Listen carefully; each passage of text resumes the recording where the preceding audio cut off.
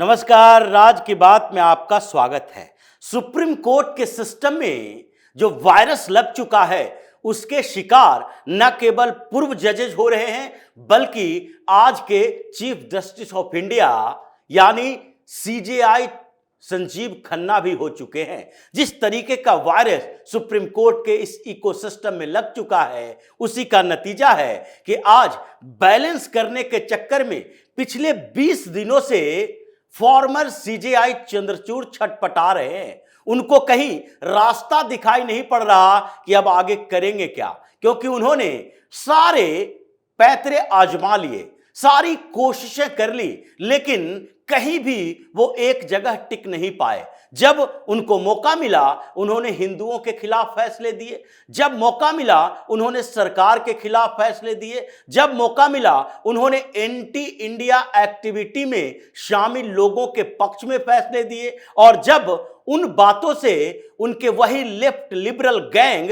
खुश हो रहा था तो इन्हें लगा कि अब क्या है, अब तो हम इस गुट का हिस्सा बन चुके हैं, अब इनके खिलाफ भी फैसला देंगे तो कोई फर्क नहीं पड़ेगा। और उसके बाद उन्होंने बैलेंस करने की कोशिश की और एक बड़ी चूक कर दी, बड़ी गलती कर दी। और वो गलती क्या थी? वो गलती थी कि पीएम मोदी को इनवाइट कर लिया अपने घर पर गणेश पूजा के समय, और जैसे ही इनविटेशन मिली उसके बाद पीएम मोदी के साथ इनके फोटो बाहर आए, वैसे ही जिन लोगों के पक्ष में इन्होंने फैसले दिए थे, जो तालियां पीट रहे थे चंद्रचूड़ के लिए, वही इनको गालियां देने लगे। और ये ट्रोल ऐसे हुए कि इनको छटपटाहट लगने लगी, हमने ये क्या कर दिया।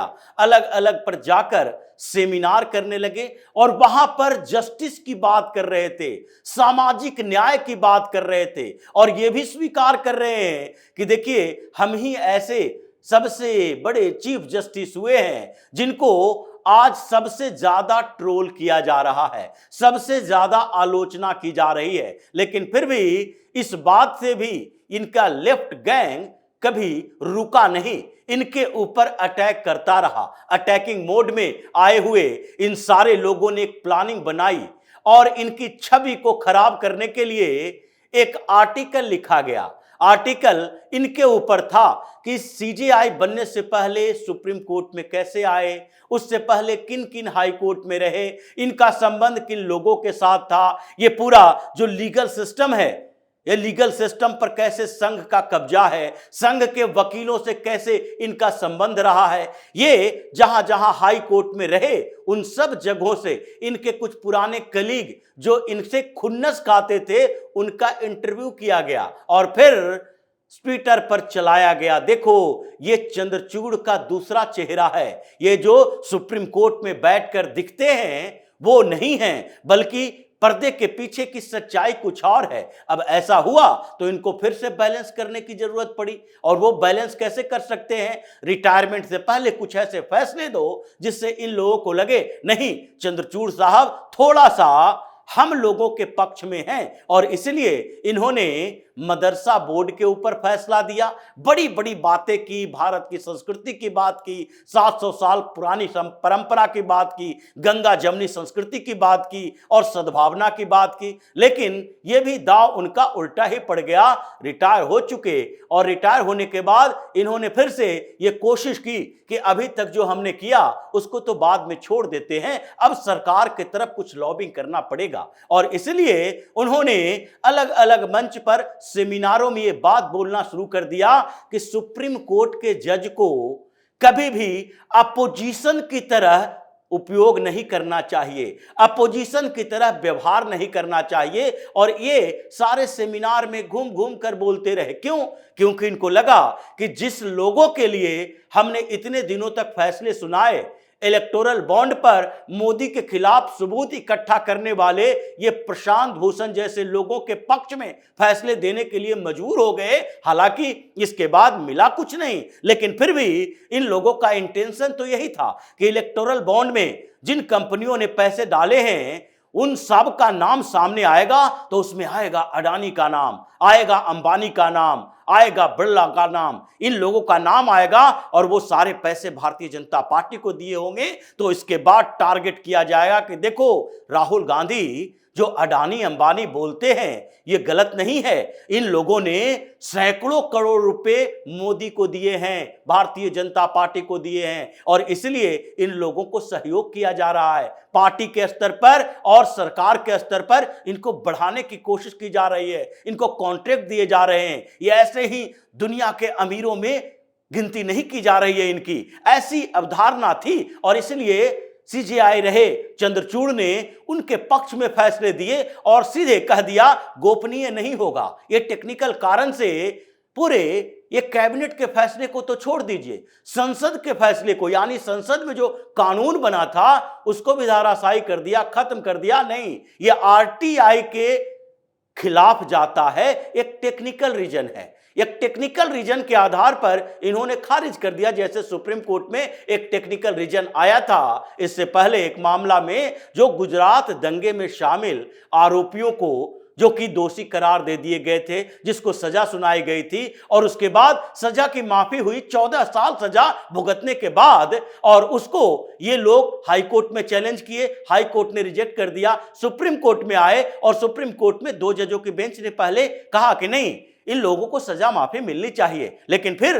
बाद में जब पूरा का पूरा लेफ्ट गैंग आ गया सामने, मौलाना सामने आ गया और फिर से याचिका दायर की सुप्रीम कोर्ट में, तो उस समय भी टेक्निकल रीजन कहा गया था। ये टेक्निकल रीजन यही था कि उन लोगों पर फैसला महाराष्ट्र की सरकार लेगी माफी के लिए या फिर गुजरात की सरकार लेगी। यह टेक्निकल कारण था, क्योंकि इसी सुप्रीम कोर्ट ने गुजरात दंगे के सारे केसेस को इंक्वायरी के लिए बॉम्बे हाई कोर्ट में भेज दिया था, और बॉम्बे हाई कोर्ट की निगरानी में ही ये जांच हो रही थी, सीबीआई की इंक्वायरी हो रही थी, इसलिए टेक्निकल रीजन फंसा दिया गया था और उसमें उन लोगों को फिर से जेल भेज दिया गया। ये टेक्निकलिटी जो है ये सुप्रीम कोर्ट के लिए एक हथियार बन गया कि अपने आधार पर इसका उपयोग करे। ये जज ऐसा ही कर रहे हैं। लेकिन चंद्रचूड़ साहब तो ये सोच रहे थे कि हम अपोजिशन की बात करेंगे, हम संसद की बात करेंगे, हम सरकार के पक्ष में कुछ बातें कर लेंगे सेमिनार में, तो हमें क्या फायदा मिलेगा?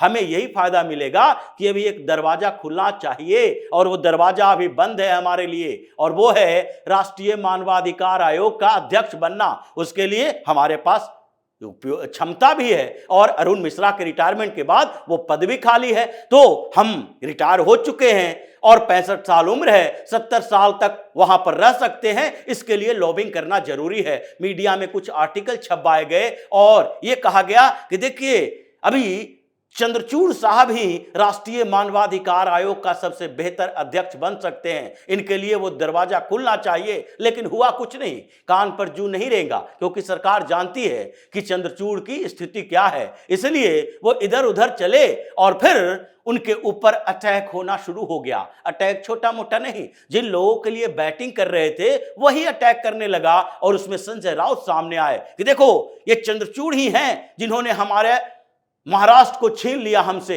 हमारे चुनाव हारने के पीछे ये चंद्रचूड़ की भूमिका है। अगर वो उस समय फैसला कर दिए होते, और संजय राउत जिस तरह से बोल रहे थे कि अगर फैसला कर दिए होते और वहां पर शिंदे को डिस्क्वालीफाई कर दिए होते उनके 16 विधायकों के साथ, तो फिर ऐसे में वहां पर सरकार गिर जाती, और गिर जाती तो चुनाव होता, तो उस समय हमें उस सेंटीमेंट का फायदा मिलता और हम चुनाव जीत जाते। ये आरोप था। हालांकि चंद्रचूड़ ने बाद में कहा कि हम किसी पार्टी के नेता को अपने खिलाफ बोलने की आजादी नहीं दे सकते, हम उसके खिलाफ कार्रवाई भी कर सकते हैं, लेकिन हमें कोई फर्क नहीं पड़ता कि कौन सी पार्टी का नेता, छोटे मोटे पार्टी का नेता क्या बोल रहा है। लेकिन ये छोटे मोटे पार्टी की सिर्फ बात नहीं थी। जैसे ही अलग अलग मस्जिदों पर, दरगाहों पर के खिलाफ याचिका दायर होने लगी, और याचिका अजमेर शरीफ के खिलाफ भी दायर हुई, यहां संभल के खिलाफ भी दायर हुई, सर्वे की मांग की जाने लगी, तो फिर महबूबा मुफ्ती जैसी नेता, यहां तक कि पूरा मौलाना गैंग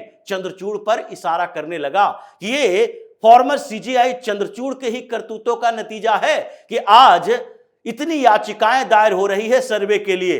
क्योंकि पहली बार जब ज्ञान वापी पर सुप्रीम कोर्ट में यह फैसला दे रहे थे, उस समय मौलाना पक्ष की तरफ से यह सवाल उठाया गया था कि प्लेसेस ऑफ वर्शिप एक्ट 1991 के तहत इन लोगों को अधिकार नहीं है कि स्ट्रक्चर चेंज कर सके, तो इसका अधिकार कैसे हो सकता है कि उसका सर्वे करवाया जा सके। इसलिए ये चंद्रचूड़ साहब ने ही बोला था कि देखिए स्ट्रक्चर चेंज करना अलग बात है, लेकिन स्ट्रक्चर चेंज ना करें इसका मतलब यह नहीं है कि किसी मस्जिद में, किसी दरगाह में, किसी चर्च में अगर दूसरे देवी देवताओं की मूर्तियां पाई जाती है तो उसके बारे में जानकारी नहीं होनी चाहिए, पूजा का अधिकार दूसरे को नहीं देना चाहिए। और यही आधार है कि उन्होंने सर्वे का आदेश दिया और फिर सब जगह सर्वे के आदेश आने लगे, मजिस्ट्रेट कोर्ट भी देने लगा, डिस्ट्रिक्ट कोर्ट भी देने लगा। तो ये सारे के सारे लोग अब चंद्रचूड़ के पीछे पड़े हुए हैं और चंद्रचूड़ न इधर जा पा रहे न उधर जा पा रहे हैं। और उससे भी बुरी स्थिति सीजेआई संजीव खन्ना की होने वाली है, क्योंकि यही